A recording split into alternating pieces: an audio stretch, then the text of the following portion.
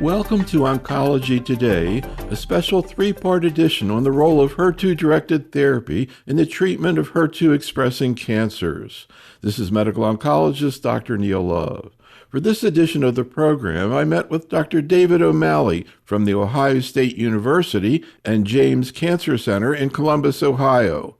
To begin, I asked him to present and comment on key abstracts on HER2-positive gynecologic cancers. Hi, I'm Dave O'Malley from The Ohio State University and the James Comprehensive Cancer Center, where I'm honored to lead the Division of Gynecological Oncology. I'm really excited today to talk about the role of HER2-directed therapies across really the treatment paradigm of GYN cancers. I think as we go through this, we're really going to talk about some of the prevalence of ERBB2 amplification, but also HER2 expression in really 1, 2, and 3 plus. And where are we in the current treatment testing recommendations and really the treatment recommendations leading into the efficacy data? And very important as we look at these new agents is what are the safety and toxicity concerns as we learn more and more about the antibody-drug conjugate landscape. You know, one of the things when we really look at GYN cancers, we know so many of them mimic our breast cancer patients. And we really need to learn from where they've identified their agents. And we have, from the first line therapy of pertuzumab, and as we move forward in these new oral tyrosine kinase inhibitors, but also the antibody-drug conjugates, the true antibody-drug conjugates that we'll discuss. But we have this whole new sequencing of these of drugs, and how are we going to utilize these as we have these new class of, for example, the new Fc engineered antibodies as we move forward. So this is really a schematic, a nice review from Open Communications last year, I guess a couple of years ago, really looking at what are some of these new agents that are directed at anti-HER2 therapy. And again, we've talked about these in the upper left, antibody-drug conjugates. We're seeing some bispecific antibodies come, and we also have the oral, or not, I shouldn't say oral, but most of them are tyrosine kinase inhibitors. But is there a role for immune therapies or even vaccines? We've done some work here at Ohio State in vaccines against HER2.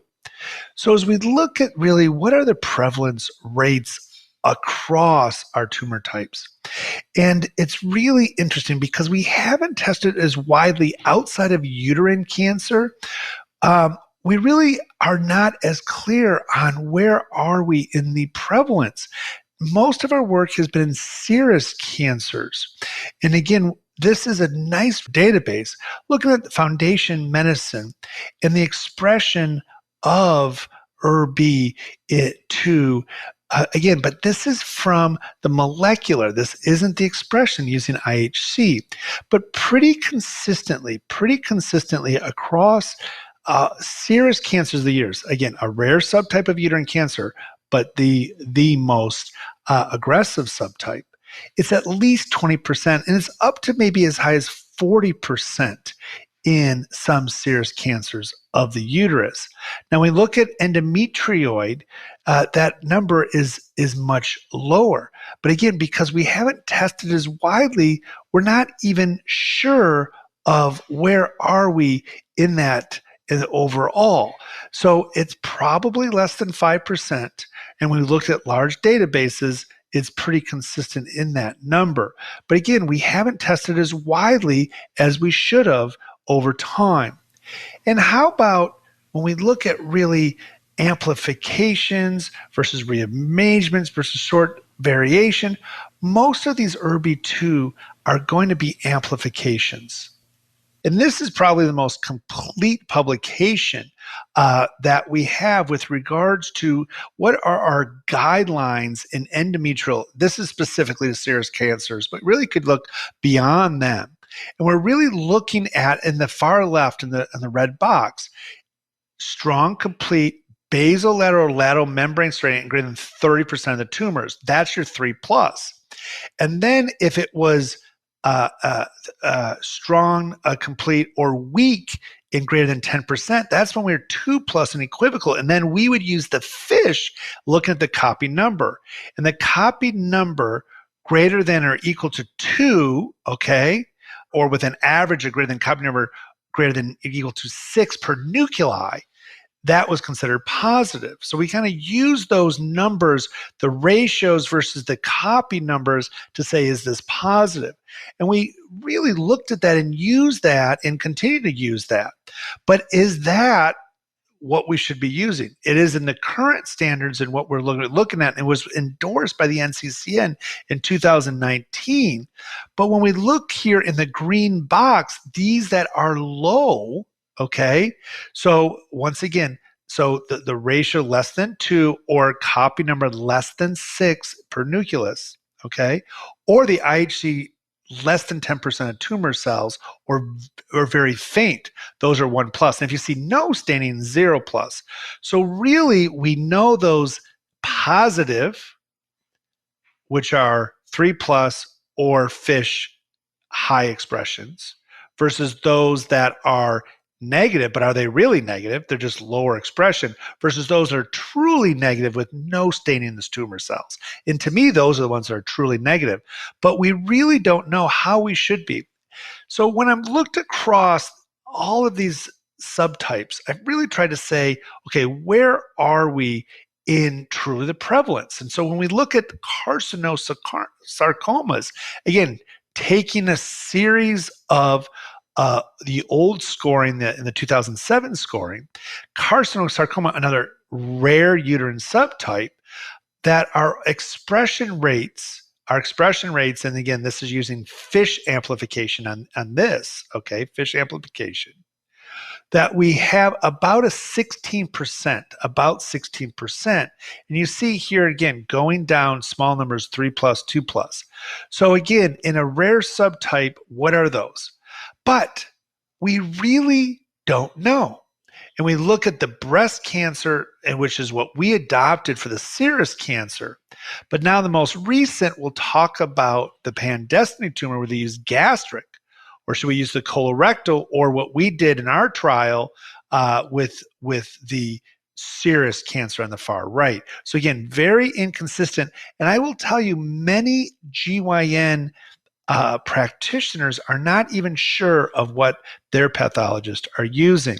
So this is a small poster, but I think it really shows, to my earlier point, that we don't know if we don't test. So this was a poster that looked at their utilization of HER2-directed therapies and broke down small numbers. So 39 patients, right? But half of them were serous. About another 20% were carcinosarcoma, but a high grade and what they call ambiguous features, so just high grade endometrioids, were about a third of those patients, and they even had one low grade. So once again, we really have not standardized what we would consider, who we should test, and what we would consider positive. In this case, we had amplification by NGS for that trial. Okay, so once again, where are we in other tumor types?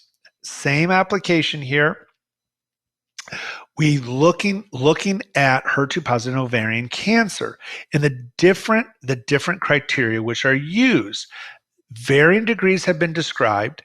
As I said, Destiny Pan tumor, which we'll talk about, use the gastric guidelines. So as we're going through these, we really need to look at and say what was used. So the gyneco group looked at 320 patients. This is an older trial.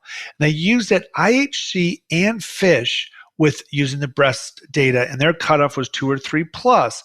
And across all ovarian cancers, about 13%. But again, maybe underrepresented with using the breast cancer data. One of my favorite trials is at the bottom. Bookman looked at within trastuzumab. We were able to screen all of ovarian cancer patients. Again, using the complete membrane staining of the breast cancer data. When you look at the 2 and 3 plus, okay, 11%. But when you included HER2-1 plus, excuse me, it was up to 30%. So again, and if we look at right above that, somewhere between about 15 to 20% using either breast or gastric across these different trials. So higher prevalence than we've talked about in ovarian cancer. Well, how about in cervix cancer? Again, looking at a series of trials, and this actually was a nice little paper looking at if they're ASCO CAP compliant, pathology compliant, that the prevalence of HER2 positivity in cervix cancer is only 1.2%, but it was reported at about 6%. So lower in cervix cancer, but again, unclear in is what we're looking at in these testing strategies. But what's going to drive down that number is if you include all cervix cancers. Really, HER2 is a non-squamous cell finding. And I've highlighted here in the red box, HPV-related adenocarcinomas, the prevalence, again, somewhere in this, depending on what you're using, between 5 and 11%. And all these are rare tumor types. If we just look at the squamous cell, it's probably less than 2%. But again, with what we're finding here, I think it's probably worth testing.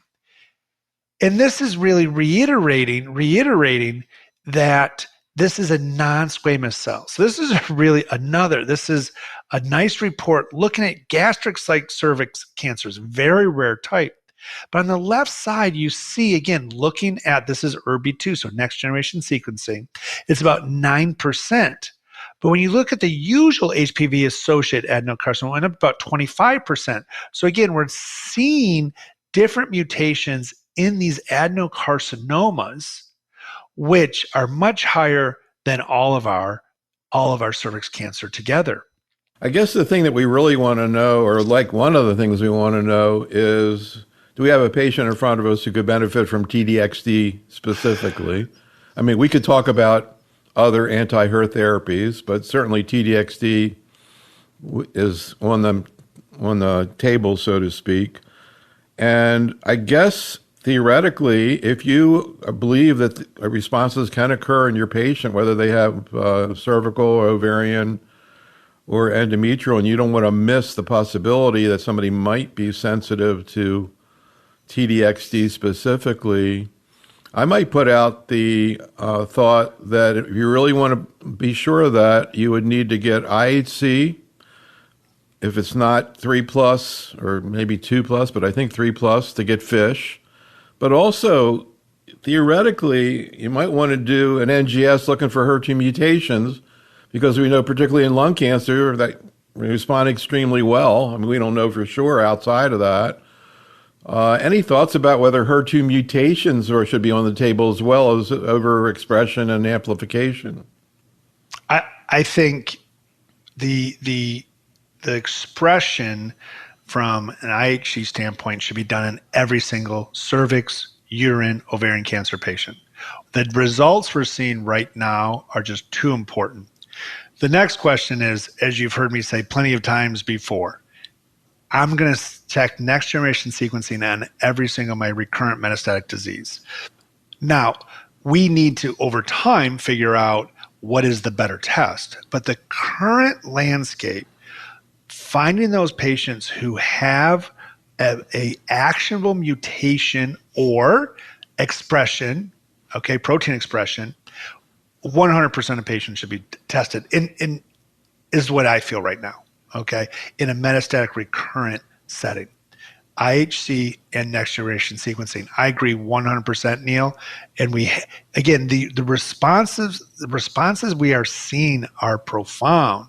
And to miss those patients when we're already doing the testing just doesn't make sense to me. I think we need to test for everybody. I agree 100%. Well, when you put out the thought about the non-squamous, that's kind of what I was thinking, because then I was thinking to myself, well, what about lung cancer? But then lung cancer is all HER2 mutant. Well, then you also think it's only 2%, but what happens if you hit? I mean, we're looking at, we're looking at Lynch syndrome being 2% of endometrial cancers, but we test everybody originally because of trying to identify Lynch syndrome. Now we do it because of the response to immune therapy. So for me, once even that 1% to 2% in a test that we're already getting, these are we're doing this anyway. Why not test for Absolutely. it? I agree 100%. And that's a great segue into why am I saying that? So I start with our older data. And this was led by Dr. Fader, a good friend of mine and a collaborator going way back when she was a fellow at Cleveland Clinic and was a fresh faculty at Ohio State. And this really led to a randomized phase 2, which was really practice changing from a randomized phase 2. And what did we look at?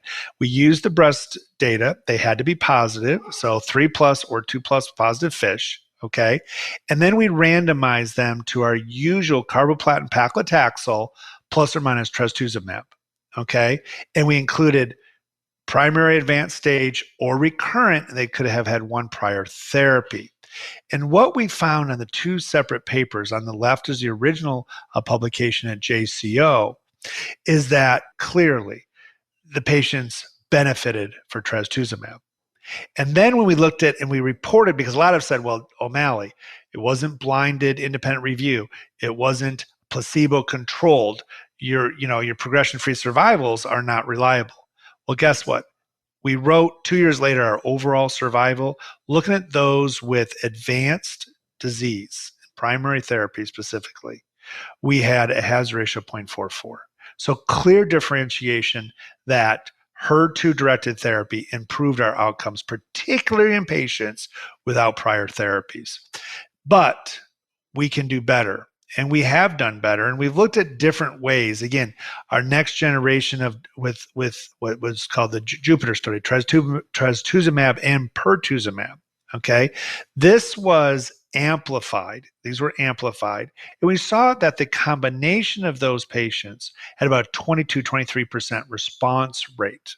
Okay, and that was a trial across all tumor types, but clearly, again, showing that this is an actual mutation. The TAPPER study also reported at ASCO 2021, again, looking at patients with this same combination, but now instead of amplified, mutated or overexpressed, more modest response rate of 7%. Nothing really overly exciting there.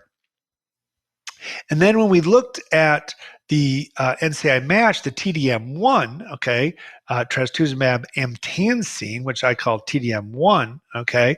So the NCI match, unfortunately, only showed about a 6% response rate, which we're a bit surprised at. And for those, and again, this is where it started to say those are next generation sequencing. So is that as good as the protein expression? Now, as we looked forward here into this next generation, the first signal we had about TDXD was back in 2020 in an earlier all-comer trial where we really started seeing endometrial cancer patients with really impressive results. Dr. Banerjee then also published in 2019 with regards to 14 small patients, but a response rate of trastuzumab duocarmazine, okay, again, showing response rate at 50% and very nice waterfall plots. So we're seeing those signals early on in the experience. And then we had this publication, the status trial, looking on TDXD only in uterine carcinosarcomas, HER2 positive, okay, and breaking down between the expression in the upper left-hand corner, okay, of what they called high expression. In this case, it was IHC 2 or 3+, okay, in the low expressions, 1+. And you see these water plots on the high expression, response rate is 55%, but in the small number, only 10 patients, but you had a 70% response rate, PR, with almost every patient having disease regression. And you see those swimmer plots on the right. So not only are these patients getting responses, but those responses are persisting. And that is days on the right. And that was just published in GY Oncology. Okay. So switching gears a little bit here and looking at our oral TKIs. Again, exciting option, okay? HER2 expressing cervix adenocarcinomas, all right? And when we look at, again, small subset of patients, but we did see a response rate in more than a quarter of the patients with duration response of about 6 months.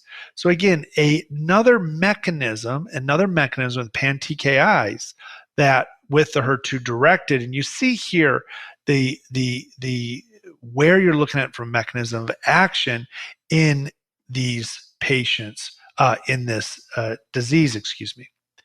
But what really caught our attention is the most recent reports, both at ESMO and ASCO, with regards to T-DXd and the Destiny Pan tumor. And we saw this kind of basket trial. And the top 3 are endometrial, cervix, and ovarian cancer. Again, using IHC 2+ gastric type, okay, 2 or 3+, excuse me. If they would have to be tested locally and then sent in for confirmation. So the reason you have patients who are included in less than 2+ is because on centralized testing, those numbers were lower. We're going to go into this a little bit more closely here. So I've just taken out the GYN cancers. And you see here from left to right, uterine cancers, 85% at 3+, 47% at 2+, and all comers 57%. Go over to cervix, 75% in 3+, 40% 2+, and 50% in all comers. 64% ovarian, 3+, 37% 2+, 45%. And now the swimmers plots, okay, are using months rather than days here. And you see patients with benefit going out for more than 2 years. Most of them, again, in that 9 to 12 month range.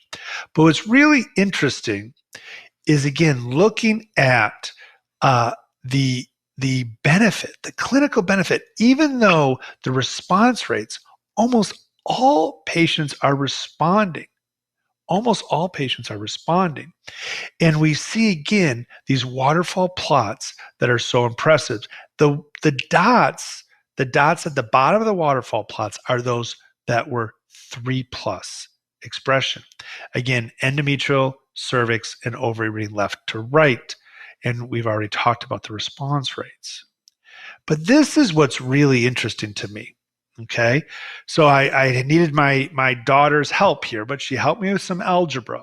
In this supplement of the JCO paper, they have what the central review were all the HER2.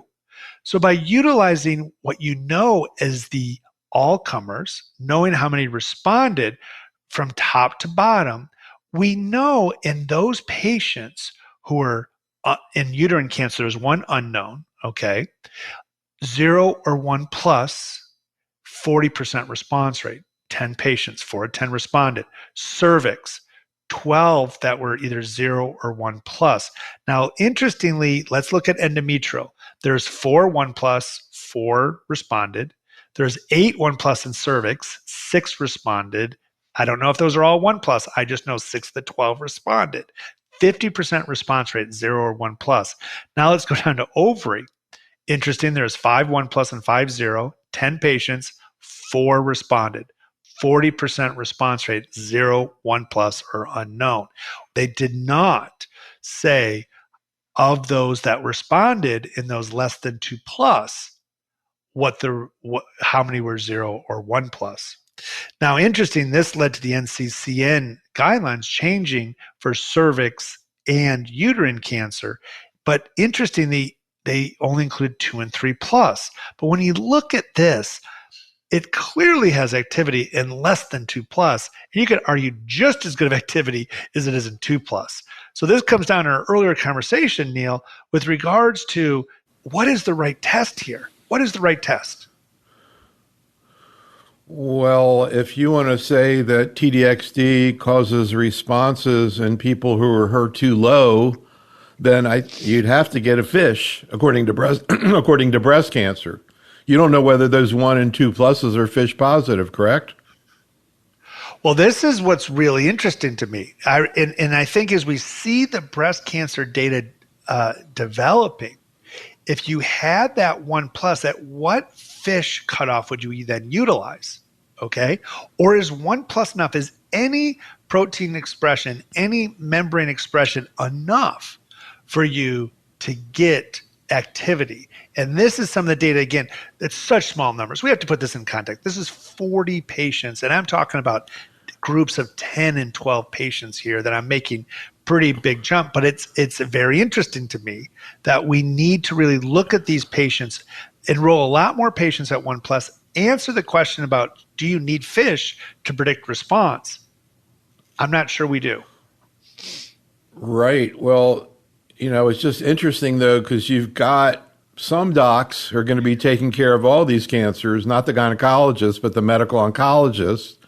And for them, I don't know, maybe some of the gynecologic oncology, I don't know if they ever take care of breast cancer, but I don't think so. But the point is, HER2 low in breast cancer means fish negative. So I'm not saying what's right or wrong. As a matter of fact, this actually makes a lot of sense. I like this, but I'm just pointing out it's different than breast cancer. So well, the doc who's getting used to treating HER2 low breast cancer, when they look at this, are going to be confused. Well, and I think from when this is more thought provoking from my standpoint. And I'm saying we should treat everybody at 0, 1 plus. I don't think I'm willing to take that jump, but I think it's very interesting as we see more data evolving, maybe not revolving, over time. That do we need fish in a 1 plus, or is the IHC enough? And I think as we look at us talking to some medical oncologists who do a lot of, to your point, breast cancer, and I said, well, are you going to use this in 1 plus? And they're like, oh, absolutely. Now, I didn't ask the follow-up question is, are you going to test for fish before that? And that's a great question. And I think one of the questions we need to answer as we treat more patients more on clinical trials. I mean, for the typical medical oncologist who has a breast cancer patient who's 2 plus, if they do a fish and it's over 2, they're treating as HER2 positive, period. If it's less than 2, they treat them. Nowadays, if it's less than 2, they treat them as HER2 low. But it looks like, and I didn't even realize this, I guess because it was a supplement or whatever, but so this is going to be very interesting. I want to know what, HER2 low, where are we on those? And I'm going to be watching that breast cancer literature because obviously we have a lot more patients that are going to be HER2 low that may have the opportunity to benefit. But these drugs come with some side effects. And, I think we're getting comfortable. We are getting comfortable with dose reductions, with dose interruptions, and we're getting comfortable with the antibody drug conjugates.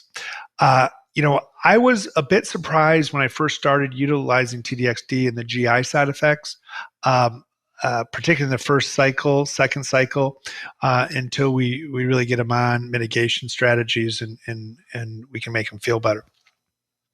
Hematologic hasn't been that bad, but we see it. Okay. And then obviously, you will see some alopecia. I shouldn't say obviously. You do see some alopecia. Some of it can be profound in patients. So those are some the GI, fatigue, hematologic, and then also alopecia. But what's the thing that I really educate patients about, and we've heard about, the interstitial lung disease pneumonitis. As we look at here, this is across the entire destiny, not just the GYN. That's an important point, I should say. But 3 patients with grade 5, okay? Any grade about 10%, more than half of those were grade 2, so symptomatic. And we will need to dose interrupt. And so actually, when we looked more at the pneumonitis, again, about 10.5% of patients, 28. And this is really what I was just alluding to, where we have 3 fatal, one in the endometrial, one biliary, one in the other. But over half of them were symptomatic, and only about a quarter of them were asymptomatic in findings. But even asymptomatic patients, unlike, with mirvetuximab, if I have an asymptomatic patient, I tend to treat through. That should not be the case with TDXD. And this is a really, really nice paper, really talking about ILD and looking at TDM1 and TDXD. And again, where are we in and what do we know? And we don't know a lot. We don't even know the mechanism of action and why. Is it because of the payload release? Is it the bystander effect? Is it some other targeted uptake within the lung? We really don't understand it. But the early diagnosis and intervention we have figured out is key. So again, on the right hand side of the table, looking at overall ILD, TDM1, you're looking about, again, 2.5 to 4%, TDXD higher at 10 to 15%, but the fatal at right about 2.5% in TDXD, not as high in TDM1. Now, how about the treatment? Again, from the same paper, really nice summary here. If you suspect it, in educating patients about the side effects, so important. So educating them and then practitioners monitoring them. If you suspect it, get a CT. Consider a pulmonary consult. If you need to, get blood cultures, bronch, even PFTs. Okay, am I doing that for all of my patients? Well, if they get admitted, many of them. Think about ABGs. Okay. And, this has been brought up in the paper. I have not done this, and I'm going to need to think about doing this. Is do you have the opportunity to do PK assessment in those patients and make sure you don't miss other causes, obviously, across that? So, in the summary on the right, okay, so grade 1 TDXD, everybody should get steroids at about 0.5 mg per kilogram per day. Okay. And continue that for at least 28 days. Very important point. Different than IO-associated toxicities here. Make sure you continue in 28 days. If it resolves less than 28 days, the recommendations are you can maintain the current dose. If it persists beyond 28 days, then you should dose reduce once. But again, make sure you have the steroids over 28 days. The recommendations of TDM1, grade 1, are permanently discontinued. Remember, that's just a CAT scan finding asymptomatic. If they're symptomatic,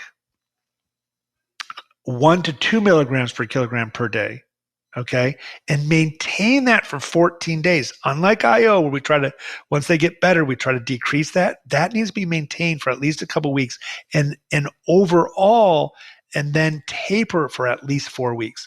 Really nice paper. I just read this again, and I really applaud Dr. Tarantino on a really nice paper. So in this new era, it's amazing the options we have, and it's exploding. We're just learning about NGYN cancers, our breast cancer, our gastric cancer patients, teaching us much more. Selecting everybody biomarker. Neil, I agree with you 100%. I'm testing everybody for IHC. I send every recurrent metastatic disease for NGS anyway. So I'm looking for those. And really identifying patients who are going to benefit the most, clearly 3+, but really looking at the NCCN and 2+. But I believe we shouldn't exclude people with 1+ moving forward. We need to identify those patients who are going to benefit. Don't forget toxicities, GI, hematologic, okay, even alopecia.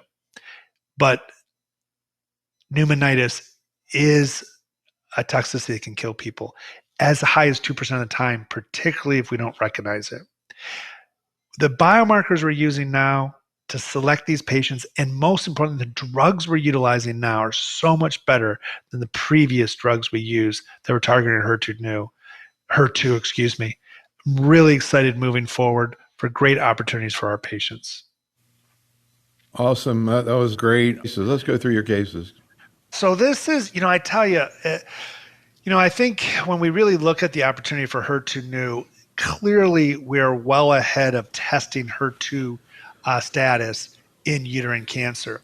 And this is a patient who transferred recurrent uterine cancer. She transferred care in her 60s, actually a move from a warm weather state to Ohio. I don't know what she was thinking, but I don't think, Neil, you'll be doing that. You're just No, I'm so here forever. yes. So she had stage 3C disease with 2 positive lymph nodes and a carcinosarcoma. She was treated her previous institution with chemotherapy, paclitaxel, and carboplatin for 6 cycles, and also received whole pelvic radiation. Very, very reasonable. You could argue the whole pelvic is controversial, but you'll see from the next case or two that I also use whole pelvic in these high-risk patients based on some of the PORTEC data. Had a questionable CT at the completion of her chemotherapy, and then shows up to me and transfer of care. And I say, well, let's repeat this CAT scan just a few months after completing therapy. And unfortunately, at that time, a questionable CT had become a clear recurrence. We did biopsy to confirm recurrence, but she had widespread disease and a patient who had already received chemotherapy. So her HER2 score was 1 plus. And again, we would say a low expressor there, right? I sent off next generation sequencing. Unfortunately, there's no actionable mutations at that time. And so she was offered study on an NCI CTEP trial with TDXD that allowed 1 plus expression to come onto the trial. And I talked to her about lenvatinib pembro, but said this trial was open, it's 1 plus, and I could use lenvatinib pembro in the future. She is tolerated quite well. And you see here her first scan at 9 weeks, she almost has a near resolution of a periaortic lymph node. In her entire RECIST criteria is about a 54%, but I used a representative sample of a near resolution of a periaortic lymph node during this time. So again, was well tolerated, had some of the GI with the diarrhea, did not require dose reduction, and is continuing to do well with a partial response. Before you go on, could I just ask a couple of questions about that? Yes, sir. First of all, could you tell me a little bit more about how she did on her first treatment? Did you use, most people I hear, at least in breast, they use preemptive medication for GI toxicity. Did you use that with her, and then what happened? Yeah, no, we use antiemetics at the time of infusion. The diarrhea presents, that cycle 1, 2 in typically about mid-cycle, I guess about a week in. So it's really interesting. We're not mitigating because so many of our patients, we have the risk of pushing them the other way from diarrhea. And so if it does start, we're quick to make sure that we add agents, anti-motility agents. And I'm not using mitigation strategies for the diarrhea, but yes, we absolutely will use prophylactic dosing for nausea. Right. And how far out is she at this point? She is actually, just saw her, and she is now right about cycle 9, so 27 weeks. And she is stable with her about 55% reduction in size. So she's at about 27 weeks of duration response. And what's your plan in terms of screening for ILD? Are you going to use imaging of her chest? So we don't typically, unless they have chest disease, we don't typically screen for ILD, and it's a great question. Maybe we should. Many of these patients, I shouldn't say many, some of them will have chest disease. We're getting that anyway. But if they have any symptoms, now you bring up a really good question. If we're saying for grade 1 we should treat, should we be getting CT chest on all of these patients? I have a hard time getting those reimbursed, so I haven't gone that route unless I have some concerns from a symptom standpoint, in which case I have a order a CT the chest. But it is a really, really good point. We haven't taken that step yet, but maybe consideration in the future. It seems like the breast people do it, but kind of outside of breast, it was like you. It's kind of hit and miss in terms of what people are doing. The breast people are going to image their chests like at a minimum every 12 weeks. I mean, for a long time. I don't know how they get it paid for, but that's what they do. Well, I think, with depending on where we're seeing, if we're really seeing a 10 to 15% over time for any grade ILD, it really will need to become a consideration, particularly because we know early intervention is going to improve the outcomes, and it really is something we need to consider moving forward. Well, that's the other thing, and I always bring up the breast algorithm to the GI people, to the lung people, everybody else, of once they have symptoms, they're not getting TDXD again. So you got to get it at grade 1, but that's the breast people. How about, would you retreat somebody who had any symptoms? I haven't had to face that decision because many of my patients are right now being treated on clinical trial. So I just started treating, and actually the next case we're going to discuss is off-label usage. So if I had a patient with very mild symptoms and they returned to within 4 weeks, and they had a patient, again, these are metastatic recurrent patients. They don't have a whole lot of options, particularly uterine serous and carcinosarcoma, fairly chemotherapy resistant patient population. I would most likely have a discussion. I haven't had to face that discussion yet, but I put a slide up there that says not to retreat. But if their symptoms were very subtle, I would have that conversation. But you really bring up a fantastic, fantastic question, which is if we identify this prior to symptoms and we can maintain, I really think it's something we need to consider. And to be honest, until this conversation right now, I hadn't considered it. One reason I love doing these sessions with you, because I learned so much from your interviews with other specialists that will continue to learn and teach me. Yeah, I'm just passing it along. Actually, I just did an interview with Dr. Tarantino the first time I just met him. How many people roughly have you treated with TDXD? I was thinking that as I was putting these cases together, and personally, I'm probably not quite at 20 yet. Somewhere between 15 and 20. Right, and those are pretty much on trial. So interesting. The other thing that's interesting to think about is, she ended up getting treated or getting put on this trial, as you said, before getting lenvatinib pembro. I'm kind of curious how her clinical course compares to what you think she would have had if she had a lenvatinib pembro. Well, I think this particular patient has tolerated it quite well. And so lenvatinib pembro is, as you know, I've been a big advocate of utilizing that combination, but it is challenging from a symptom standpoint. So from a symptom standpoint, I think the TDXD was better tolerated, but for my sequencing, if this clinical trial wasn't available, I probably would have sequenced lenvatinib pembro before the off-label use of TDXD. And you could argue with me, and this is discussions that we have across the country about, how are we going to sequence if we have a patient? If a patient's 3+, am I going to sequence that before lenvatinib pembro? But this particular patient was 1+, so she's not included in the NCCN guidelines. So there's a good chance I would not been able to give it off label. And so the only opportunity for her to get the drug was to be on clinical trial. Potentially the only opportunity is to get the drug on label. And so for me, knowing this trial was going to close, I had talked to her about those options, and clearly it has benefited her. And It continues to benefit her, and she knows that her next treatment regimen will be lenvatinib pembro. We've already talked about it.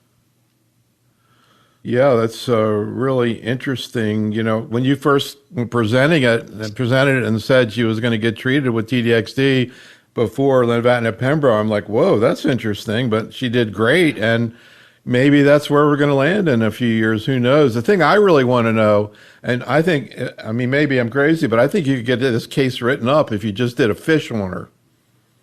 If her FISH is less than 2, you could write it up. Well, I tell you, this is so early on in experience that every time I have these conversations, I learn something. I've learned 2 amazing things tonight, which is, should I be considering CT the chest on everybody? And I should be ordering FISH. I haven't been ordering FISH because once I have the 2+, I don't want to know what the FISH is in case, I'm not saying you should, definitely not for patient care, just for science. I think it'd be, I mean, you saw one patient who had a really good response, who was really HER2 low. The next time you have a patient, it'd be pretty hard not to try it if you could get it. I don't know, but I don't know. I just think it's really fascinating, and this case is incredible. Yeah, and I don't think it would help you to treat her, or it would have helped you even in the beginning necessarily, but now, if you know that she responded, if you could find a few cases like that, it'd be even great better, but really interesting. Well, I think, and she's been treated on protocol, so we will get information like that from these patients. One other thing before you continue on, just to sort of take your current pulse in terms of sequencing and metastatic endometrial, as we've been talking about now since the SGO meeting. Where are you right now in general of your metastatic patients getting IO first line? Well, hands down, DMMR is IO in the first line. The PMMR, when with the data that presented at Ruby and GY18, looking at those patients who are P53 mutated, as well as serous and other histologies in the GY18 presentation, for most patients right now, I am offering and encouraging IO therapy with carboplatin paclitaxel. The one group of patients, and I say one patient because I just had this conversation, is in a patient who is P53 wild type, particularly those low-grade endometrioids. Depending on where they are in their treatment journey. I have a patient who had a completely resected, isolated recurrence that she decided not to move forward with IO therapy. But if I had a patient with widely metastatic disease, I probably would encourage IO therapy, just because we know that a certain group of patients are going to really benefit markedly from the IO therapy when combined with carboplatin paclitaxel. So almost all patients I've moved to encouraging and definitely offering, but encouraging IO therapy with carboplatin paclitaxel, with the exception of P53 wild type, particularly those with grade 1 endometrioids. I know that goes a little against some of the GYN18 data that Rama has presented at ESMO, or IGCS actually, but I do believe that's a group of patients we need to continue to evaluate on clinical trials and look at other alternative treatment options. I want to hear about your other 2 endometrial cases, but first, I'm just kind of curious where you think TDXD is going to land in terms of metastatic disease for endometrial, because, I mean, in breast cancer, they're waiting on a trial that's looking at TDM1 first line compared to the standard, which is chemo plus pertuzumab, trastuzumab. And I guess they're going to go ahead and use it, although using something that causes ILD in first line gives a little bit of a pause of thought, but there is a trial out there. Where do you could make the argument, even if it was better efficacy-wise, you don't want to expose them to the risk of ILD in first line. Any sense about, sort of best case scenario, the earliest we're going to be able to use it? Well, I think there's a lot of conversations about, where are we going to ultimately be able to combine. And carboplatin paclitaxel is a really good regimen for metastatic recurrent uterine cancer. And so, do you take TDXD and compare it to carboplatin paclitaxel? We don't think at the current time it's going to be easy to combine, and there are some trials out there, and it may be, we'll say we can combine in the future, so they could use carboplatin TDXD versus carboplatin paclitaxel. The other option is to utilize carboplatin paclitaxel and then bring TDXD into a quote unquote maintenance type setting in those that are HER2 positive. So I think earlier lines of therapy are absolutely an option in the future, but the design of those clinical trials is quite challenging. And trying to take one drug and beat two is very difficult. Because again, carboplatin paclitaxel plus IO is pretty darn good, and we need to. So the design of the clinical trial is quite challenging, and most likely, I would be interested to see more of a maintenance type strategy. For example, with IO therapy, which we could combine it together with most likely not too much difficulties. Again, I mean, we'll have to wait and see and confirm that data, especially from ILD and pneumonitis. We don't see a big uptick with the utilization with IO. All right. How about your lady who's in her 70s? Well, I have a second lady here who is not lenvatinib pembro. I didn't include quite all the prior medical history, but this is a patient in her 70s. Once also came to our center for a second opinion. Her history dates back to 2016, and she actually has a long history of Crohn's disease and had multiple prior abdominal surgeries. So they couldn't do her surgery in a minimally invasive fashion, so they did open, and with that removed her pelvic and lower aortic lymph nodes. She was without evidence of disease until she presented 5 years when she had a CAT scan finding a PET confirmed marked activity, and then biopsy ultimately confirmed recurrence. In this case, labeled as HER2 new positive, but now we just say HER2 positive, MMR intact. So she, at that time, upon recurrence, was referred to our center and was started treated on carboplatin and paclitaxel, in this case, trastuzumab. She had to have a dose reduction based on some neuropathy with her chronic malnourishment. She presented with some baseline neuropathy, and then that had worsened. So we had a nice response after 3 cycles, confirmed after 6 cycles, and after the 6 cycles of carboplatin paclitaxel with trastuzumab, she was then maintained on trastuzumab for a year. And unfortunately, a year later, she had this lesion in her lung continue to increase in size. Now, she had other areas that were not, that were originally evident on the CT, but were not increasing in size. So we actually resected this lesion in a minimally invasive fashion. And while she was recovering from the resection, because the resection tumor actually showed it was ERPR positive, we continued her on anti-hormone AI, in this case letrozole, and she maintained that for 6 months, where then she presented with a pretty significant lesion. Now, because of her history of Crohn's disease, and this is a patient who has as a baseline more than 8 to 10 stool a day, lenvatinib pembro obviously was not something that we felt that would be in her best option.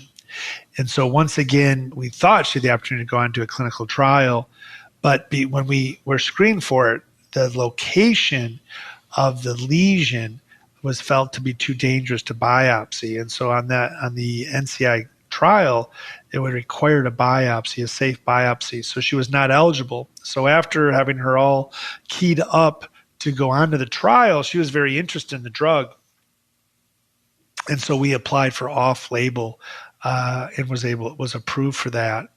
And unfortunately, she struggled. Her first cycle, she actually got admitted with neutropenic fever. Her diarrhea became almost unmanageable. So we ultimately have her down to 3.2 after 2 dose reductions. And at 3.2, she has had a really, really nice response.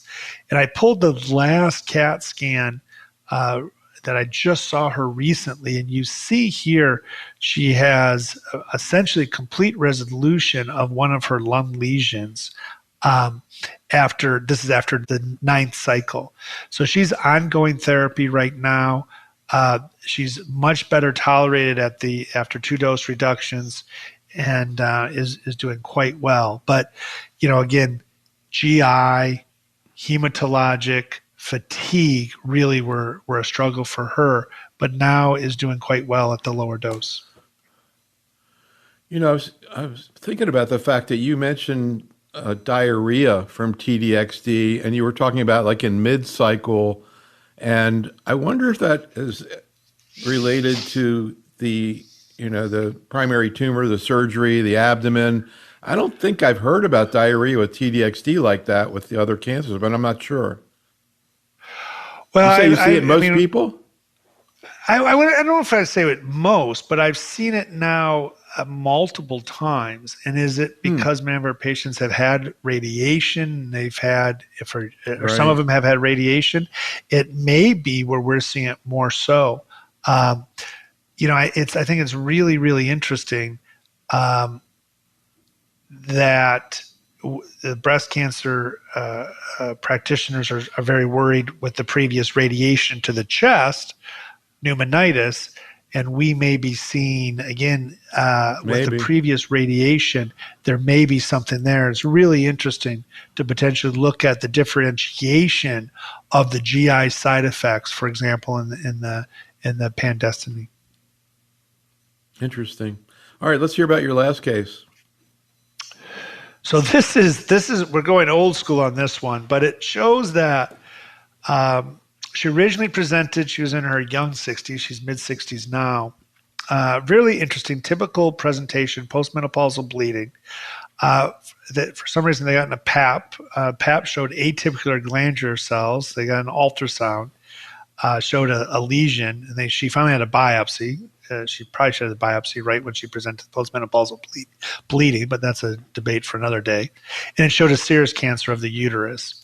She was then referred to me, and she underwent robotic staging, and unfortunately became more than a staging, where she had fixed lymph nodes to the point where I was not able to remove all those lymph nodes because of how extensively the metastatic disease is, which is pretty rare in our center and really across the United States, that the metastatic disease is so bad we can't get them down to microscopic. So she had a fair amount of disease left at the end of her surgery.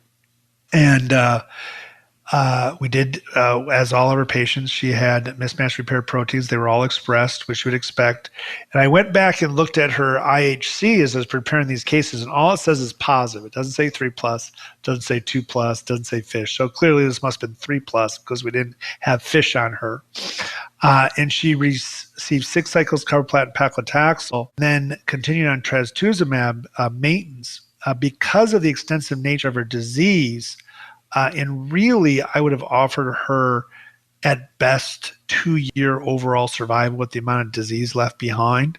She had such a nice response with chemotherapy that we did give her both pelvic and aortic radiation. And she continued the trastuzumab throughout that. Well, 6 years later, almost 6 years later, I guess 2020, I'm doing the math wrong. I'm sorry. I'm at 4 years, almost 4 years later, because it's almost 4 years anniversary coming up. She continues to be on trastuzumab. So now I'm in a position where I have a patient who's a walking miracle. And and I've had her on trastuzumab for 4 years. So the question really becomes, how long should we continue? The trial that we participated in, that Dr. Fader led, we continued the trastuzumab indefinitely. So I've talked to her that I'll probably continue it for 5 to 7 years. She knows that she is a walking miracle, so she really doesn't want to discontinue it. But at some point, we're going to have to talk about discontinuing it. But she continues to be NED at this time and coming up on her 4-year anniversary. So the old drugs, I think they did provide benefit. I have not sent her for next generation sequencing. It'd be really interesting. Nor do we have P53. If she progresses in the future, obviously, I would test all of those. But this is a patient who has benefited from our previous treatment. I do think there is a potential role. There is clinical trials that we're enrolling, but not nearly as exciting as our current ADCs and current options moving forward. So pretty cool patient that is continuing to be in our practice. That really is a great case, and also leads into something I was curious what your thoughts are on, which is the issue of sort of what qualifies for a pan-tumor or tumor-agnostic approval nowadays. Obviously, we have a bunch of them, and there are people saying or speculating that maybe TDXD is going to fall into that category. And so, obviously, all the time you see, very uncommon cancers you can't do a study on. Any thoughts about what it should take to get a pan-tumor approval? Or, if you had a patient right now who wasn't on the list, would you try it? Well, it's a great question. And luckily our GYN tumors were on the list. I don't have to face that. I think off-label utilization of agents, as you know, my first choice is always clinical trial. But if you have a patient like the previous case that was not eligible for a clinical trial, utilizing mutations which are actionable is absolutely necessary at times. And I think particularly if I had a high expressor, I don't know how to define that, but if I had a high expressor, I think in other tumors that would absolutely be an option that I would have with the patient, discussion I have with the patient, and continue that option as a treatment. The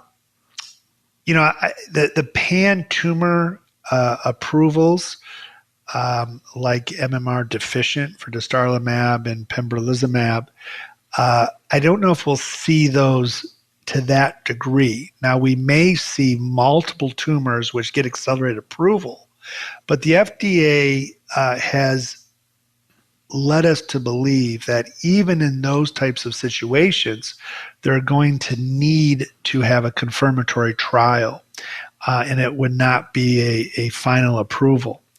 Now, in those patients, in those tumor types, I shouldn't say patients, but tumor types that are expressed, that are so rare that they get orphan drug designation, that is an option where you can do single-arm trials, and that with very rare tumor, that there is a regulatory pathway forward. Currently, none of the GYN tumors meet that definition. And off the top of my head, I can't forget how many what the incidence is per year to meet that definition, but it's actually prevalence over how many patients are alive with that disease. So when we look at this, any tumor agnostic, quote unquote, would still need a confirmatory trial to show that it is better than the current standards available to our patients. The challenge is so many people, as you were saying, are getting NGS once they get metastatic disease in a solid tumor that you see stuff, and sometimes you're not sure what to do about it. I've had so many cases present, you think about people who have BRCA germline mutations. Well, they get all kinds of cancers. And what are you going to see in their NGS? Then what are you going to do about it? I just believe it. You probably know this, but I did not. I just saw a paper on PARP in melanoma.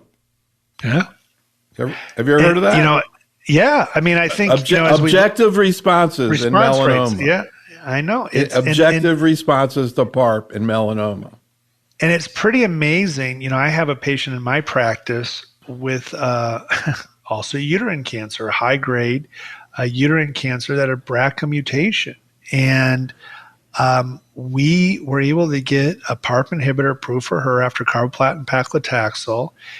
And she's coming up to her 5-year anniversary with recurrent uterine cancer with no current evidence of disease. So absolutely have I done it. My first choice is get them on clinical trial. Let's learn about those patients in large spread clinical trials. I shouldn't say large spread, but across multiple patients, because the questions you're asking me right now about FISH and about expression levels, the only way we're really going to answer that is if we do it prospectively, to your point.